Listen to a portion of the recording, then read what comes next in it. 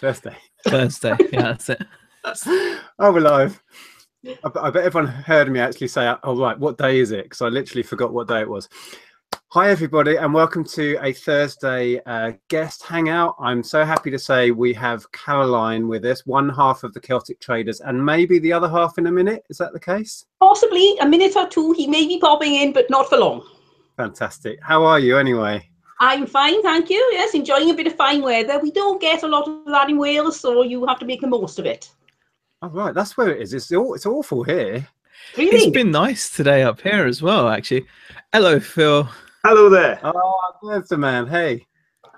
Yeah, Oh. it's shirt and tie night tonight. I'm off to a meeting. I've got to be in a place called Pontland in 27 minutes.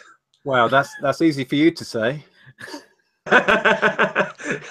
Not with false teeth in. No. It's a shame you couldn't join us for longer, but great to meet you, mate. Yeah, that's okay. It's only 15 minutes from you, so I got 5 minutes before I got to shoot off. So just thought I'd say hi to everyone. Good. So how is business, you pair? How busy are you at the minute? It's been a good week. We've had we've had one or two big sales, because we've started branching into that idea now of trying to get the higher end price, you know, less sales, more profit sort of thing, because we used to be doing an awful lot of shoving the stuff out the door, but the profit margin was quite small. Yeah. So just trying to transition, but you've got to do both at the same time. We have had a couple of big ones, and it's gone nice this week. But at the same time, we're convinced there's somebody with a big valve somewhere in eBay, and they shut you off at a certain point and then turn you back on, because it seems to come in floods, and then that's how it seems to be, isn't it? It's like we've had nearly 24 hours now with no sales. All of a sudden they'll start and we could get 20 sales. There's just no sense to it at all. So it's that roller coaster phenomenon. Yeah, you can. Ours used to be quite consistent. Recently, it's been all over the place. Oh, excuse me. Yeah. Probably in the last few months, we've perhaps 4 or 5 months, we've noticed this stop-start, this sort of waves of sales. But as I say, previous to that, it seemed to just tick over pretty much as it was, wasn't it, each day. But I don't know. eBay are not going to tell us, I don't think. But whatever it is, at least the sales come, and when they come, and it's averaging out, it's over the week, it's over the month, you know, over the 12 months. When you get to the end of the year, have we paid all the bills and put a little aside and got enough in the bank to do something new? So that's what it's about. Exactly. Zahir and I have chatted about this. If you're looking at a monthly period and things are kind of on a level, then it's fine. You just have to ride out the little peaks and troughs as you go. Yeah, definitely. And not be tempted to comes in. So I didn't really say hi to you, Zahir. How are you, mate? I'm good. I'm fine. Yeah, I'm good. Just glad that we actually got Caroline on, because we've actually had a few people before mention, you know, are you guys going to get Caroline from Celtic Traders on, and Phil obviously as well. I mean, you guys have been building up quite a nice little show as well, and it would be interesting just to touch on that as well, just from the YouTube side of things. It's always interesting to see, like, you know, what gives you like the biggest buzz, I suppose, in terms of creating like reselling or whatever content on YouTube.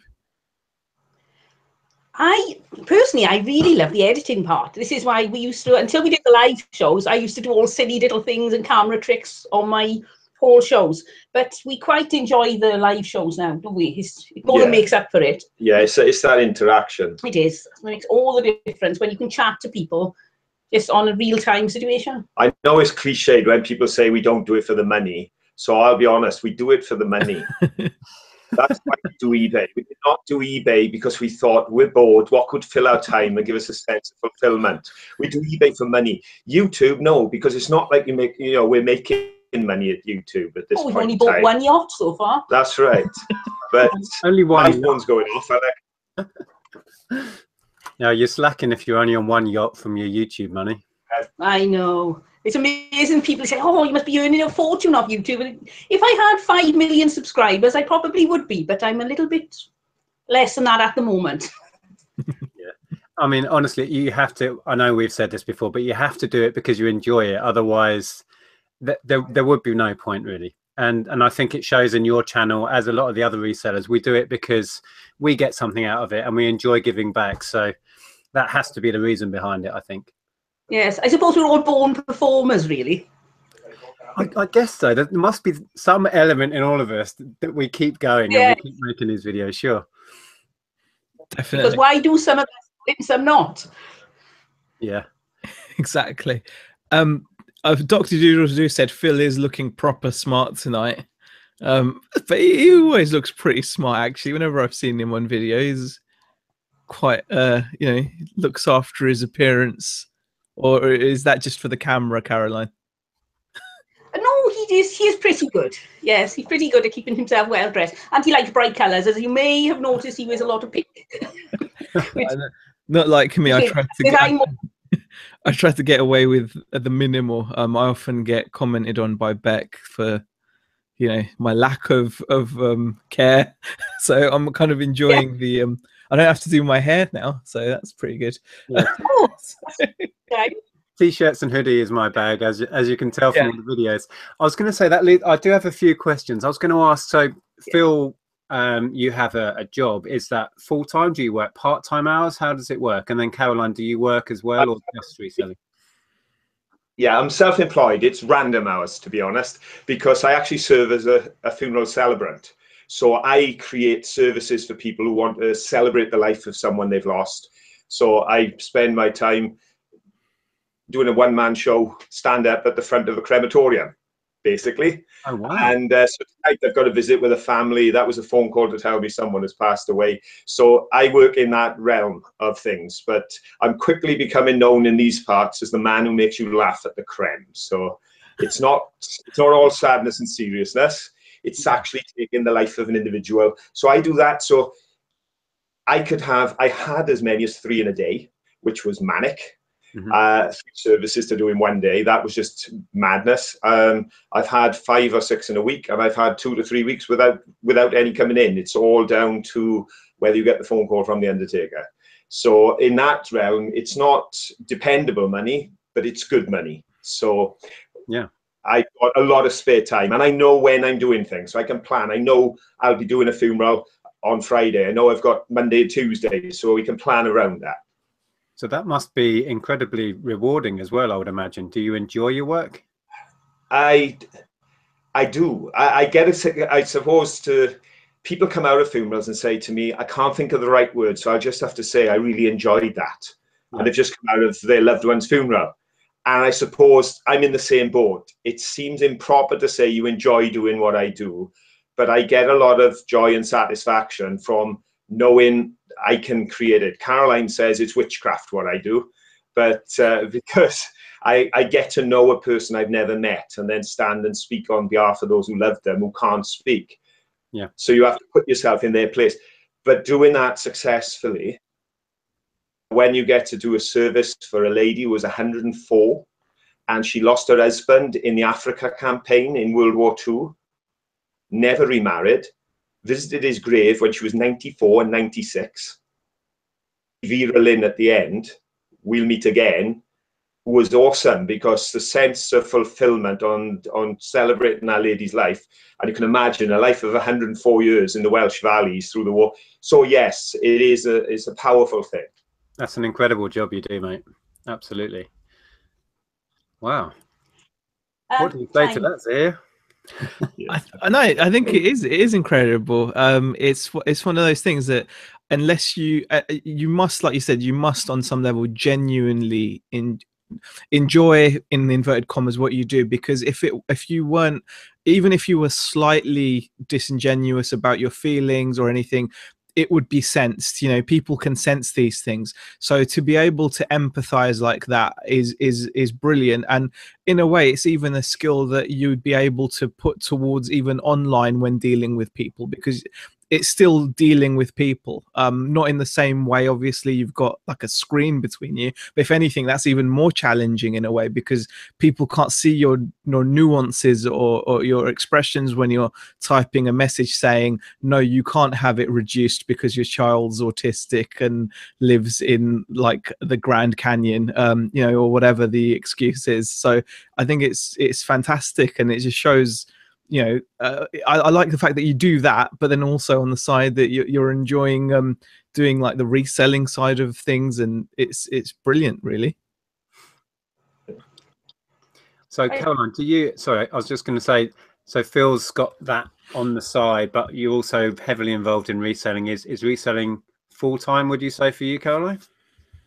Yes, it's full-time, but I spend an awful lot of time working on my YouTube channel. So I am digging into my eBay. Oh, I've got so many different things that are going on in my head. I get so confused. It digs into my eBay time, the amount of time I spend working on YouTube now, because I like to really get into the editing. It's very time consuming, but and long term, one day I'm going to have to give up eBay. But I can take YouTube for as long as I like, because I'm going to take everybody on retirement with me. Because when I retire, I plan on getting a camper van and going all around Europe. So I'm just going to take all the resellers with me. Yeah, the Celtic Traders will become the Celtic Travelers. And this half of the Celtic Traders has to travel. Got to go to work, boys. Have a great time, and catch you again. Take care. Lovely to meet you. Yeah, well, that's a revelation. So we've got all that to look forward to. That's what the map behind you is for, is it? You're going to plot your travels. I love maps, travel. My favourite item that I have in the whole world is a little hand luggage suitcase with wheels on. And whenever we fly, we go to the airport, we check in all our big luggage, and Phil says, "Do you want me to pull that?" And I'm, "No, it's my case." And I wander around the airport feeling very cosmopolitan. I just love the whole thing with traveling. Wow. Oh, let me just say before I forget, Electronic Firing Squad has just super chatted $20. Thank you ever so much for that. Let me read the message. $20 towards the grand show of seeing my favorite resale YouTubers together in one place. Great work, all of you, always, Brian. Thank you so much for that, mate. Really appreciated. Wow. But yeah, going back to what you just said about YouTube and the work you put in, it's always refreshing to chat to other YouTubers, because I know you understand the amount of time that can go into this. Even just doing a live stream like this, there's work behind the scenes, there's all the setting it up, there's a lot of work involved. And when you come to editing ones like the vlog I did yesterday and the vlog that Zahir put out, we all know that there's work involved in that. It doesn't just happen. And channels don't just grow without work and consistency and effort. So I really respect that totally. Yes, I think that the good thing is, if people can look at your videos and think it was effortless, then that is good. If they could see just how much work it was, then I think you failed. You want it to look so smooth and seamless, and everybody thinks, "Oh, that probably took 10 minutes to edit," and you're there for hours working on the thing. Yeah, I'm yet to get the smooth and seamless bit. That doesn't come easy.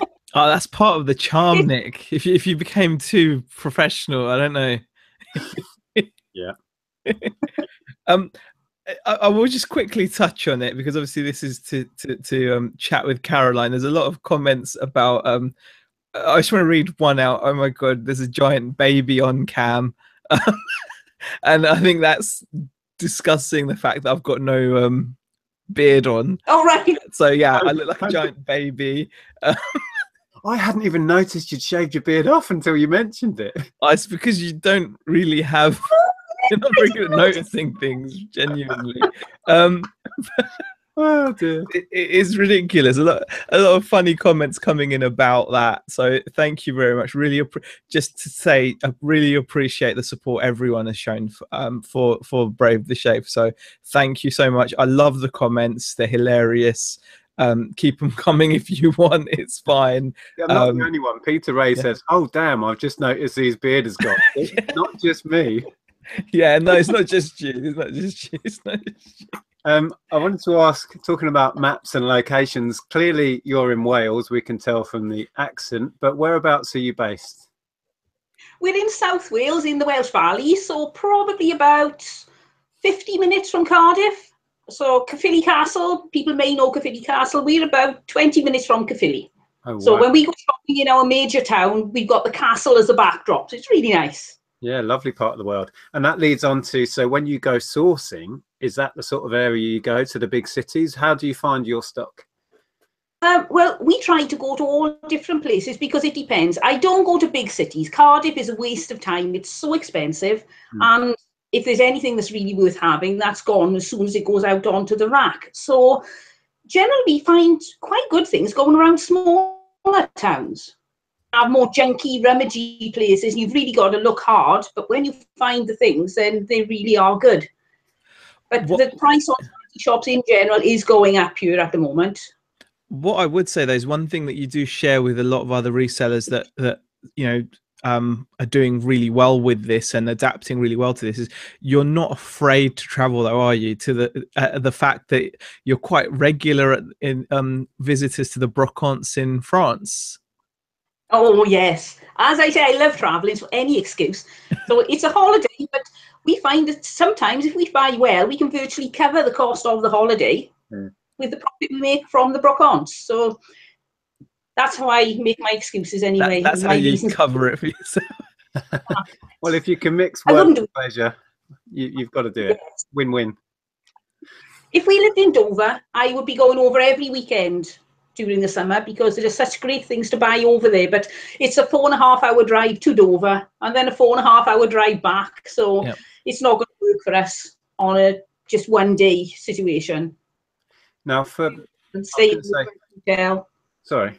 I was going to say, for anyone who doesn't follow Caroline and Phil on their channel, there will be a link below for that. So go and check them out anyway. But for those who haven't watched your videos, let us know what sort of stuff you're into. What do you like to source and what do you like to sell? Right. Well, my basic premise is if it stands still long enough, I'll sell it. So keep moving.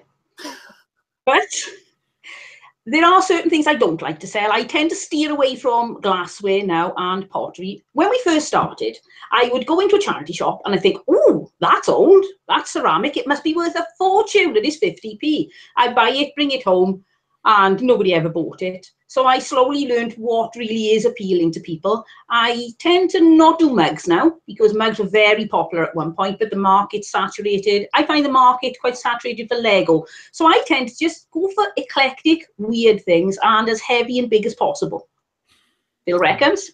Okay. It's not really, but big things do appeal to me. So I got lots and lots of huge items. If ever we come back from the car boot sale, Phil's sitting in the car going, oh, my shoulder, oh, my back. Because I like to get things as big as possible. But does well, and vintage toys does well. But when I look around my stockroom, I got Scrabble light sets, vintage kettles, yarn, weighing scales, Playmobil. That's just the things I've got on my shelves here. So everything. A little bit of everything. There's nothing now if there's a profit in it. Yeah.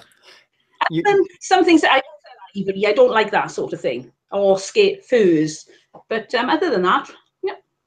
So you mentioned boot sales there. Do you have as many boot sales over in Wales as we do over here? Is it a popular thing? Locally, we have one at a place called Reseller Guest, and that's about 3 miles away. It's generally very good right through the summer, but when it rains such a lot, that we end up with this cancelled quite often. But there is a good one down in Swansea, which is about 1 hour and 15 minutes travel for us. So it's a bit of a long way, but that's in an indoor car park. So that goes on even in the rain. But then they're just very small ones. There's one in Abergavenny, which is about 1 hour's drive from us. And that is, I've never been to Abergavenny car boot sale when it first started until last time we went. Normally we just pay our money, go in. But we were right at the beginning, and there were some people there. They don't do this in Reseller, but there were some people there blocking with a fence. And then when they opened the gates, there were people from 18-year-olds up to 70-year-olds just ran down the field as fast as they could. And like, okay, then, so that's all the good stuff gone. And we were coming down, and there were people walking out with miners, lamps, and everything, the sort of thing we'd like to pick up had all gone in minutes. Yeah. So it was like piranhas. You know, you see these bodies dropped into a pool and they put it back out, and it's a skeleton. The car boot sale was like that. So very big, but the good stuff's all gone straight away. Yeah, we found it. Ours are like that. We have teams of people going around. You'll see every weekend, and they're always there. Right. Do they work together? Because that seemed to be happening as well. They were saying, right, I'll do 1, you do 2, you do 3, and things like this. And they were making sure they covered all the aisles. I think that goes on. Yeah. Yeah. Definitely. Yeah. Yeah, I've seen it happen plenty of times. It's just you have to be. I think the good thing is that the best things don't always go, because a lot of sellers are now quite savvy to the initial rush. So if they've got something particularly nice or valuable, they'll now, it seems, oftentimes hold it back, so it can pay to be just a bit off the pace almost. And just you can find stuff after like the whirlwind has gone before you. Just wanted to quickly mention daily tech reviews in the chat. They're from the Hinnon Valleys. I don't know if that's how you pronounce it or not. Sinon Valleys near yeah. Yes, that's it. Yeah, near Mountain Ash, and that's right. They said they actually wanted to tell you that please tell Caroline to come to Mountain Ash charity shop near Iceland. There are some great bargains there. Oh, right. There you go. I've never been to charity shops in Mountain Ash. Oh, there you go. Getting tips. And the been Cave Girl I do apologize for destroying the pronunciation there as well for anyone out there that's offended by that awful attempt. And the Cave Girl Reseller, it says, oh gosh, I've just lost it now, haven't I? God. She's saying that you were actually one of like her favorite YouTubers, I think, something along those lines, and my mind just gone blank. Yeah, she was just like, oh gosh. Yeah, I've lost it now. I did see it, but it's gone. Yeah. It did that thing where it jumps, at the worst time. There you go. Caroline's videos are so fun and interesting, she said. There you go. Oh, quite nice. It's always nice to get a compliment like that, isn't it? It's always nice. Absolutely. Yeah, it's those sort of messages that really make it all worthwhile. It's only a tiny little comment sometimes, but they mean the most, don't they? When you get a little comment that you've helped someone or they just enjoy your videos, it really makes all the difference. So it does. Now, I wanted to ask, if you don't mind, how did you find your way into this life of flipping tap? What was your starting point, or has it been something like lots of us that it's always been in our life somehow? Or let us know how you began on this journey. Well, a few years ago, we decided we were moving to Spain for 6 months. We were going to take 6 months out. Phil's job had come to an end, so we thought, right, we'll do 6 months in Spain right through the winter and miss all the Welsh rain. So we were renting out our house, and it worked out really well because we rented our house and got more than we were paying for the 2-bedroomed villa with its own pool down in Spain. So it was brilliant, but we had to empty our house. Not in storage, but we sold a lot on eBay and thought, oh, this is quite good. No idea what we were doing. We were just doing auctions, and we lost a lot of money doing that. And then when we came back, there was a bit of an issue with the person who'd rented our house decided they didn't want to pay rent anymore, but they didn't want to move out. Having to pay the mortgage and pay rent on another place, and money was tight, so we decided that we'd buy a few things from a car boot sale and see if there was any money to be made. And the first few things I bought, I was really impressed with. I bought a cone of yarn for £1 and sold it for 12. I'm like, whoa, this is good. I bought a saucepan for £1 and sold it for 20, thinking, I'm beginning to like this. So eventually we got our house back, and I decided, right, let's go for this. Let's take it a little more seriously now we've got the space. And it had a loom. Somebody gave me a loom for weaving, and we were pretty broke. So I couldn't even afford the yarn to make anything on my loom. Well, I looked on eBay, and I found I could buy a big job lot of yarn much cheaper than buying individual cones. So I thought, if I buy that and then take out what I want, sell the rest, at least I got it for a reasonable price and make most of my money back. So I did that. And by the time I'd sold all the cones, I'd made quite a good profit. I think, aha, I think I caught on to something here. So I went into mainly yarn cones. And the most we ever bought was a lot from up in London somewhere. And we bought 258 cones of yarn. Wow. Or was it 528, sorry. And we were in our car and we managed to cram the last one in. Phil had his legs up on them. You've never seen anything like it. So we bought all those cones of yarn, sold them, made a really good profit. Then we focused on yarns for, well, me, it was only me really at that point. I focused on yarns for a while, but then the money started to drop off. It wasn't as lucrative as it was. So I started to expand into other things. And since then, I've got more and more weird and wonderful things. And my house is now full, and we've developed into getting a lockup, which is now slowly getting full. Oh wow! So, So you really got the bug for it then. There's no way you were stopping after that. no. Well, for me, I would much rather do this, no matter how many hours I have to spend a day, and I don't spend as many as a full-time job. I'd rather do that than have to go out to work in the mornings, because sometimes things come up, or I'm busy, or I don't. Sometimes I just want a day off. Well, with eBay, you just take a day off. You can't really ring into your employer and say, oh, I don't feel like working today. Can I have the day off? They say, yes, no problem. We'll pay you too. Whereas I can take a day off and the sales keep coming in. So this is my perfect job. Absolutely. There's not much to dislike about it other than all the clutter, which we're slowly working on, but we've got a lot of clutter. Yes, that is the bane of a tap flipper's life, really. I mean, you've probably seen in my videos, I'm constantly surrounded by it. And I don't know if you saw the loft one, but we found quite a bit more in the loft yesterday. Yes, I watched the beginning of that earlier, yeah. You seem to have quite a lot up there. I was going to ask, I don't know if you guys have kids. If you do, do they support what you do? Do they understand? They love it, yes. Our two youngest, they come back more. Their two oldest are married, so the two youngest ones are back and forth quite regularly. And the youngest is terrible for her. Can I have mates rates on this? As soon as she comes in, let's have a look what you got. And just about everything. She's like, oh, how much is this? How much is this? Leave that alone. Do you find yourself hiding things you know are going to get stolen when the kids come? And sometimes she sees things on the video, and then I get a little message. Did you know I really like EO? Yes, I know. Okay, I get the hint.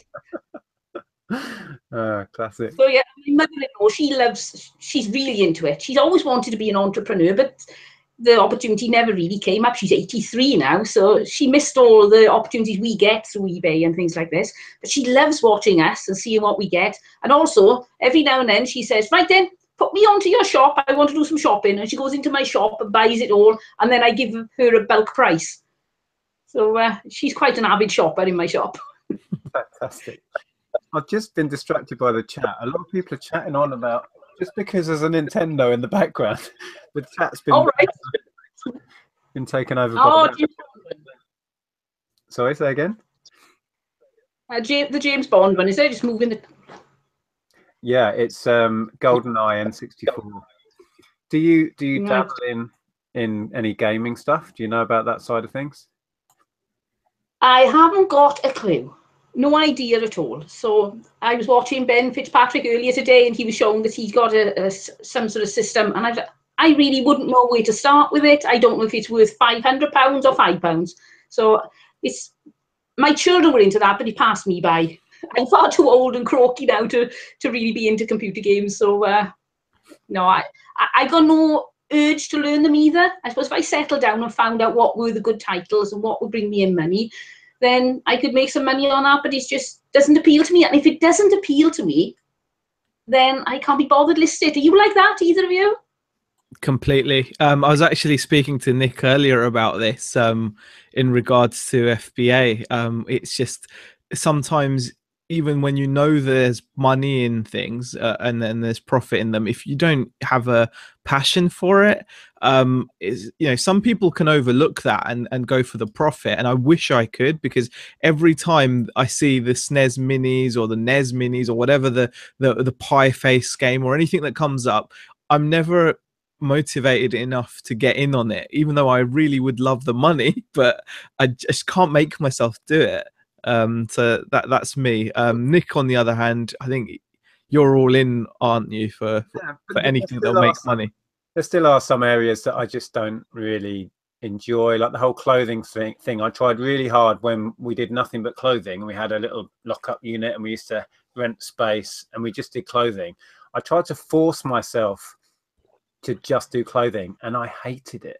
Oh, so you even have, that's pretty good to know, actually, because I've been a bit envious, because I've been thinking, oh god, you just do it. If there's money in it, you'll do it, right? I had to force myself though, and I didn't enjoy it, and I was kind of sneaking off to the boot sales and buying loads of tat, and slowly but surely we both realized, Nick, you need to do all of your junk and I'll do clothing, and that's how we kind of split. because I think you're right, Caroline. If your passion's not in it, if you have to really force yourself to do it, you're not going to be productive, and perhaps you're not going to enjoy it, and it's going to be counterproductive.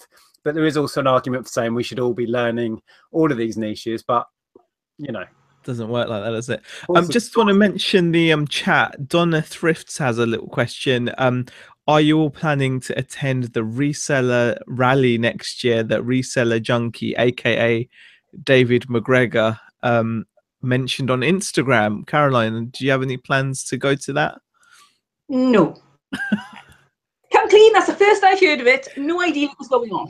Oh, okay. Well, apparently, we're gonna next year have like a get together, where I think David McGregor, who does like chats with ads once every few weeks, although that hasn't happened recently. He's organizing for representatives from like eBay and PayPal and Amazon, and you know, get a bunch of the reselling community together for like a workshop / hangout day. Yeah, but it's not apparently. This is happening. Yeah, apparently it's happening. Apparently it's happening, David. And yeah, I'm definitely involved. I think I'll be there. I'll be there with a name tag on. What date is that? There's no date. Last time I spoke to David, he's going to be so busy through fourth quarter with work. So I think he's pushed it back to next spring. So I think it was sort of March, April time maybe we're sort of focusing on. But he's busy trying to find a venue that suits. It's kind of central. I think he was looking at a central location, but nothing set in stone. But if I know David at all, he's going to make it happen. So yeah, looking forward to that. So knowing that now, is that something you'd consider coming to, Caroline? To put you on the spot. Well, no, I know. Yes, sounds interesting. It'd be interesting to see what people see as central, because some people see York as central, some people see London as central. I suppose it all depends where you live. But London for us is better because it's only 2.5 hours. I think York's about 4 hours, but it is more central. If you're going to be appealing to people up in Scotland, London's too far down then. Yeah, I think David looked at Birmingham and looked at London. I think Birmingham would work better for the majority of people. Yeah, so. But I don't know. That's down to him. I'll have to get him on for a chat once he's got a few more things set in stone, and we'll chat about it. Yeah, it's going to be fun to get a bunch of the YouTubers together. That hasn't really happened since Hitchin, since we got a load of us together then, that was fun. Yeah, I saw some photographs from that. Very interesting. Oh, I can only imagine what you saw. I won't go there. Yeah, that was good. Let me just dip in the chat and see what's going on. If anyone has any questions, we're happy to touch on questions for Caroline or Zahir or myself. I know there's going to be, talking of getting together, they're going to do another reseller rally in Florida next year over in the States. Chad was telling me I had to book a flight. I'm not quite sure that's going to happen, but you never know. Oh, that sounds wonderful. I've never been to Florida, but I think perhaps we should go. If it's business related, it could grow our business, and maybe we should take it seriously. Yeah, why not? I was just looking at my list of questions. Wow, we've plowed through them quick. I speak so quickly. It's my fault. That's fine. Part of being well. We're talking about, we've touched briefly on what you sell, which is kind of things you find interesting and whatever you can manage to get your hands on, pretty much that you're interested in. But where do you sell it? Is it only eBay, or have you dabbled in Etsy or any other platforms? I do 99.9% eBay. Years ago, I did dabble a little bit in Etsy because at that point I was trying my hand at dyeing yarns and things like that and selling them to crafters. So I had an Etsy account where I had a Japanese lot, and in that was a Japanese headdress and veil. And there was something else which I can't even remember now. And somebody said, why don't you try those on Etsy? You'll get more money. So I put them on Etsy. They've been there for nearly 3 months now with no interest. So I'll probably just take those back off and put them on eBay, because I find Etsy rather slow. So even though you'd make more money, I'd rather for quick turnover, but it takes too long on Etsy for me personally. Yeah, we had similar experience. Andrea and I, Andrea used to make a lot of crafting stuff herself to sell on. We used to do craft events and stuff. And she dabbled in Etsy back then. And exactly as you said, you could ask more, but the sales were so slow. It was so much better for us to get more volume for maybe slightly less on eBay. It was so much better to trade on eBay. So we've dropped Etsy pretty much completely. I think Andrea has a handful of bits on there, but it's so slow, it's painful. It is. I think on Etsy, people are more likely to get a favourite seller and always buy off them. I don't think it happens so much on eBay, but on Etsy, I think people do tend to get a bit of brand loyalty then, and they always buy off the same person. So it's very difficult then, unless you've got that following of people. I think that's a good point. I think whenever I've seen people that talk about, doing well on Etsy, there does seem to be that element that there's a lot more work involved in terms of setting yourself up as someone to to follow, and you've got to promote yourself that bit more. And kind of like when people sell things on Instagram because they're known for selling things, or so as soon as some people show an item on Instagram, they'll suddenly be flooded with offers for whatever item they're selling. So I think you have that kind of element there a bit more, where you have to, whereas I suppose with eBay and Amazon, obviously it doesn't really matter. I know we've all got shops, and I know you can write about me, and you can change your banner and whatnot, but I don't think anyone particularly pays much attention to that, do they? No, I don't. If I'm buying on eBay, I just look for somebody with really good feedback and the best price, and I'll go with that. Exactly. So I don't get of them before. Lisa says, "Hey, you shaved. You look about 12 years old." Thank you, Lisa. It has taken years off you. Now you're shaved. It's like, wow, I can see it now. What else have we got? Karen says, "No, I can't stand the thought of doing RA, to be honest. I love the tat too much." Yeah, I mean, again, when it comes to how you source, I mean, we've shared our views on that. It is very much, I think there must be resellers out there that are disciplined enough to do the necessary, as it were, to make profit. But I suppose if you feel that you can make enough money by doing what you love, you're better off doing that, aren't you? Because like you said, I mean, I'll give you guys a quick example. I've got a box of really good stuff that I know as soon as I send it to Amazon will sell, and will sell for really good money as well. And it's still just sat there because I'd rather spend the day listing, I don't know, £5 and £10 bits of plastic that people attach to their toy racing cars, and that for me is more fun. I don't know why, but if that box of Amazon stuff is still there next time I'm at your place, I'm stealing it. Okay. Yeah, coming home with me. It needs to go. It's interesting, the whole discussion of buying and selling the new stuff as opposed to the used, and doing retail arbitrage as it's called. And I think I sent to here a picture earlier of an FBA box, which is still behind me. It took me about half an hour to scan. I think it was 5 different products, about 40, 50 items total, about £500 worth of stuff. All I've now got to do is seal that box up and send it away, and that's money in the bank as far as I'm concerned. And it is kind of a very sterile process, but I love the fact that you're kind of getting one over on these big businesses by buying up their stuff and then doubling, tripling, quadrupling your money. It's always appealed to me. So that's what I get out of it.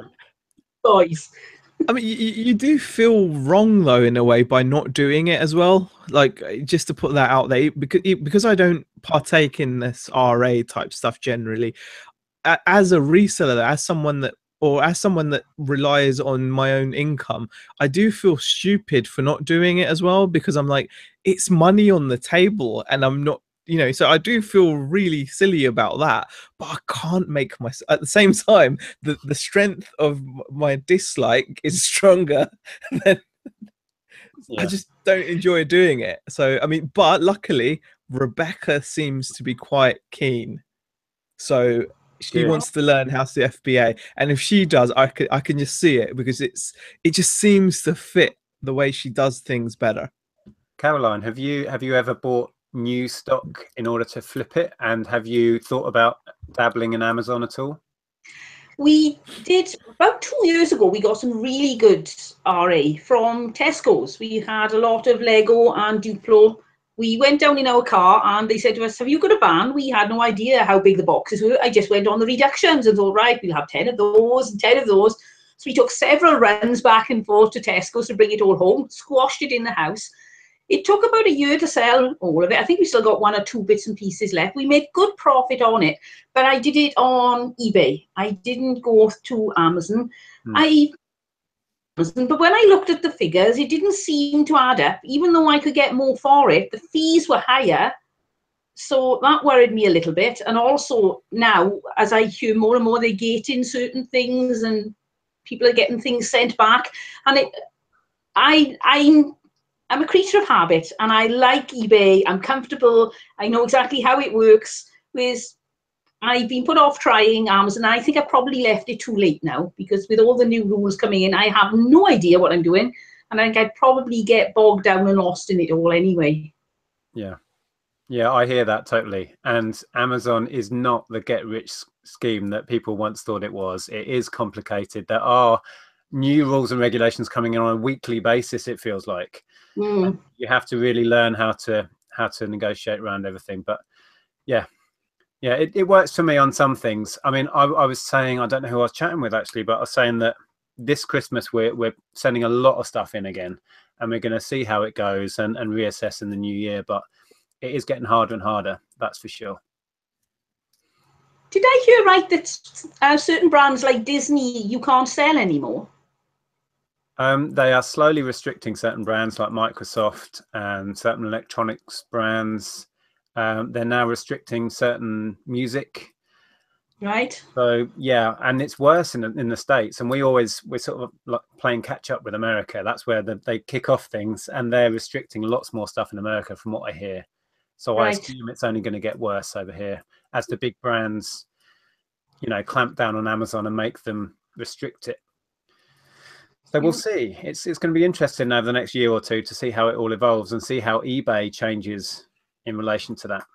Yeah, because they tend to try and copy Amazon a little bit, don't they? And I'm thinking, I wonder where eBay's going to go with all this. Yeah, and I really think they shouldn't. I think they should be very different from Amazon and make a point of it. I think that's, they should be unique against Amazon and do things, embrace the second hand, embrace the, being the sort of junk market of the world.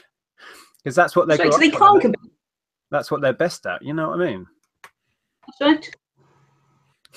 Who knows? I often wonder. Sorry, you were breaking up. I didn't catch that, Caroline. So yeah, no, Karen.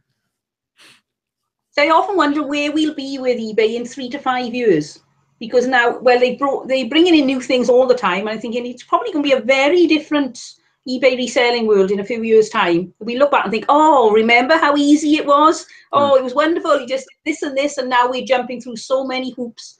So I think we're going to be, it's a new future. Not to say it's going to be too difficult, but I think what it will do is sort out the men from the boys, so to speak. The people who are just dabbling, I think, are going to get driven away because it's just going to be too complicated.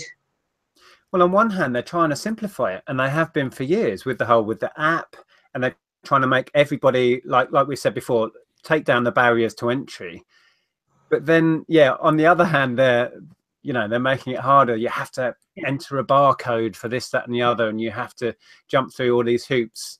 So on one hand, they're making it easy. On the other, they are complicating it for people. But I think it's a balance, though, isn't it? Because if they want to attract like Amazon sellers that are like I don't know, disillusioned FBA or merchant Amazon sellers, they also need to be seen as the place where you can buy new. And I remember it wasn't long ago that they were quite heavily marketing the fact that you can buy new, and they were recently marketing the fact that refurbished is a good alternative to new. So like seller refurbished electronics, etc., can, with the fact that you can get warranties and things. So they've got a balancing act to play, haven't they? Because they've got to be seen as a place where an Amazon seller can come and sell his new either own label or like retail arbitrage or whatever stock, but also then they've got to at the same time be willing to appeal to us with our love of second hand. So I think that's the battle that they're in the middle of at the moment. They want to be this slick, you find it, you click a button and it's yours, that kind of Amazon mentality. I want it now, I know what it is, I'm going to find the cheapest and click it.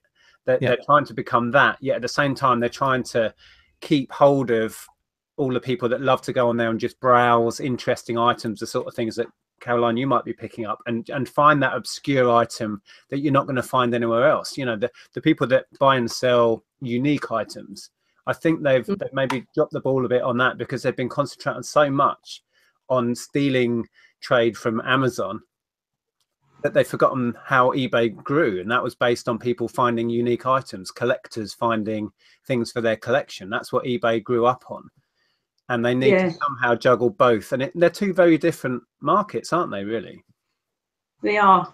And I think while Amazon has got Prime, eBay really needs to think of some way to set themselves apart and say, yes, but we're not pretending Amazon, we're not an Amazon want to be, we are eBay, and we're proud to be eBay. Because if I'm buying on Amazon, I'll click on what's available with Prime because I want it tomorrow and I don't want to pay delivery. But then if I want something a little unusual, I go over onto eBay. But something I've noticed, I don't know if anybody else has noticed, but lately prices are much cheaper on eBay than they are on Amazon. At one point I'd check on both and they go, I'll buy from Amazon. But now I'm finding that the prices are lower on eBay quite often. what sort of stuff? Well, but the last thing I bought, which is really weird, is 2 syringes with blunt needles on the end for injecting woodworm killer into woodworm. And I got them and they were £2 including free delivery on eBay. You asked me an instant question. I'm terrible for going blank. I'm trying to think of the last thing I bought, but I have bought a few things now and I thought, oh, well, I'll buy them from eBay. It's cheaper. Like I've looked at inflatable legs to go in trousers, but if you're taking photographs of them. Oh, right. And is that a thing? That's a new one to I know. Yes, they just the bottom half of the torso, and you go and blow it up. Which you just shut the curtains before you do that. Oh, that's brilliant. Then you can hang them up, and they look better than, because trousers are very difficult to display because you can't put them on a mannequin because they've only got one leg unless you've got a 2-legged mannequin. So I thought that was quite a good idea. But yeah, they are eBay than they are on Amazon, which is quite a disappointment because you do have to wait longer for delivery when you go with eBay, because most sellers are 48 hours dispatch, and then it comes very, very slowly, where, as I say, Amazon Prime, because I get it in eBay.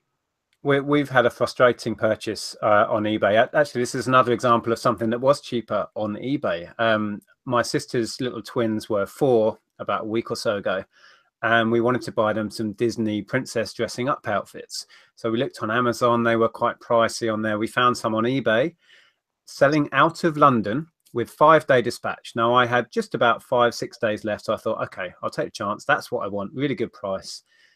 Bought it. They're coming from China. They're now a week and a half into their delivery time. And I'm kicking off with these people because they said they were based in the UK. They had a short delivery time. I actually messaged them and said, I need these definitely within that 5 days. And they said, oh, yeah, don't worry. We'll rush it through. It's now, I think, 10, 11 days later, coming from China, obviously. And I don't know how they get away with it. But I'm going to get my money back and they're not getting the dresses back. I'm really pissed off. Yeah, that is really frustrating. I know my son ordered some stationery supplies, and they said they were coming from London and they were coming from Italy, and they took not as long as from China, but they took forever, and it's part of his business. He really needed it, and he just didn't arrive for like 10 days. It was very frustrating.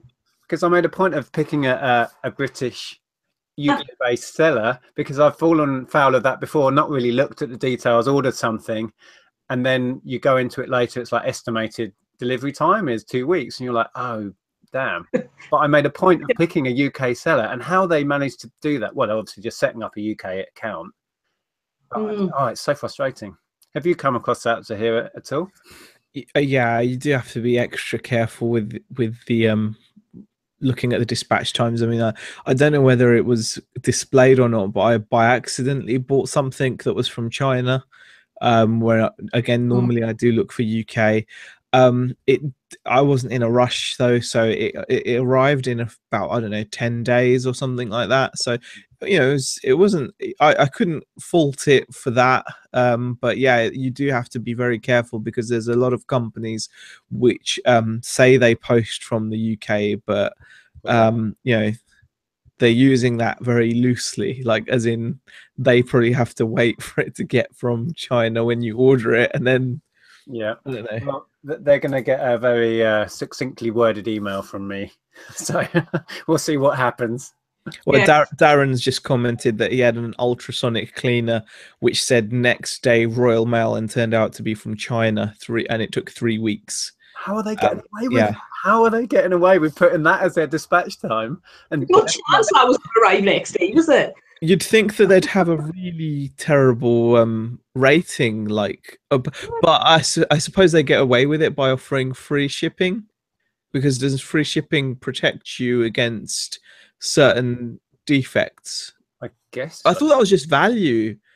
I thought it was just on the value question. You know, like if you offer free delivery, I think you get 5 stars automatically for the value of, you know, your delivery service. Yeah, So but it shouldn't protect you against time. you can still leave negative and say, Yeah. you know, service calling or something. And low stars for, you could leave low stars for it being late. Yeah. I suppose most people think, oh, well, and let it go, and they don't actually complain. It's drop And I ship. know we always, some people complain all the time about things we send out, there's nothing wrong. But I think there are a lot of people as well who, oh, don't rock the boat, I've got it now. And then never report it to eBay or anything. And these people carry on there. Yeah, I'm an advocate of complaining when it's necessary, because I think, like as you say, most people, it's too much effort. Who's got the extra time to ring up and actually speak to eBay or write a long email about something? But it's well worth doing if we all stand up to some of the scammers, certainly. Most definitely.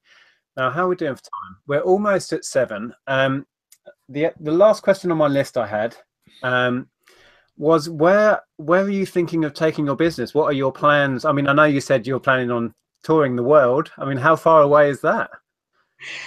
Well, that's debatable at the moment. We've got a few different ideas going on, but long term, my vision would be to, I love doing eBay, so I don't know I'll give up doing it even when I retire, but I'd like to learn about small items, perhaps silver, postcards, photographs, that sort of thing, so that when we have our camper, I've already chosen the one I want, and it's got like a garage in the back, and it's got all shelves in it. So what I'd like to do is keep all eBay stock in there, and it all has to fit in either those little small boxes that you can put through the mail or into a poly bag. And that way then I've got no big boxes to worry about for storage. So I can keep all the packaging materials in there. I can keep all my stock in there, but I'll only be selling small things. And so we'll go on our tours and then we'll stop places and pick up small things. Wow. So that is my long-term goal. But my medium-term goal is to raise my final sale prices, because when I first started, I was buying for £1, selling for 10, including shipping, and I was making about £5 per item. Now I've been really trying to get the average price at £20 per item, and I think I'm doing really well there. So I'm going to try pushing now. Well, you get really complacent after a while. I think unless it's a £40 item, it's not really exciting anymore. And I think, for goodness sake, I used to be so happy if I made £1 when I first started. But you do, I think, as you move along, you think, oh, I wanted some high-priced ones this week. But yeah. Term, increase the price, the profit you get from the item, and in long term, shrink right down to tiny little things that I can take in my motorhome with me. Sounds like a fantastic plan.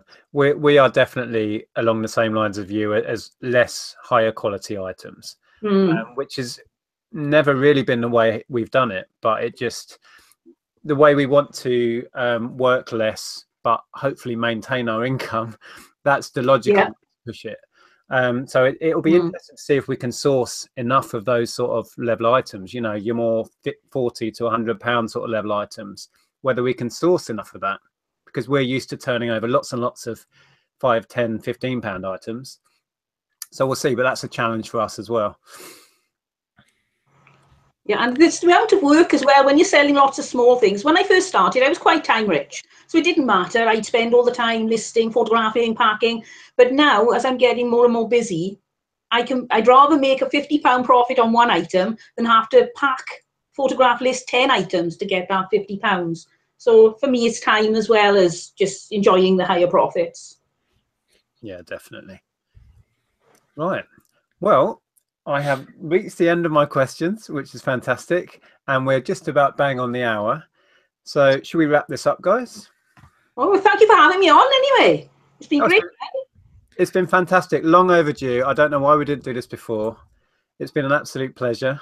It has been, yeah. And just to touch on that as well about the kind of item prices, and I think I've always wanted to, you know, be like, oh, just have high value items, but like you said, it's in the real world, to whether you can consistently find enough of those is the real challenge, isn't it? I think it's what we all strive for. Ideally, we'd all have, you know, high value items to sell and not have that much inventory. I mean, I was just looking at my average sale price per items, and I can see that I'm sure in the months going forward it's going to drop just because of the nature of what I've picked up. But I think it's really cool that you're looking to change the physical size of the items you're looking to pick up to fit with your plans. I think that's actually quite fantastic.